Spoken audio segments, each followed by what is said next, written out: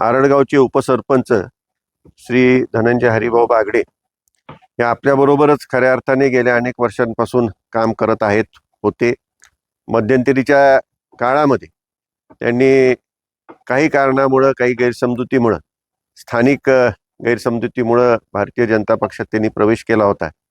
परंतु आता पूर्णपणे त्यांच्या गैरसमजुती दूर होऊन त्या ठिकाणी आपल्याच बरोबर त्यांनी काम करण्याचं, राजे गटाबरोबर म्हणजे शिवसेनेबरोबर काम करण्याचा त्यांनी निर्णय घेतलेला आहे आणि म्हणून ते आज ह्या ठिकाणी आलेले आहेत. त्यांचं मी शिवसेने ह्या पक्षाच्या वतीने मनापासून त्यांचं स्वागत करतो आणि सर्वांना बरोबर घेऊन जाणारा पक्ष आदरणीय एकनाथजी शिंदे हे ज्याप्रमाणे आपल्या सर्वांना ताकद देत आहेत, आपण सर्वांना बरोबर घेऊन जाऊन सर्वसामान्यांपर्यंत पोहोचून त्यांची कामं कशी होतील असा विश्वास त्या ठिकाणी श्री बागडे यांना असल्यामुळे त्यांनी शिवसेनेत प्रवेश केलेला आहे.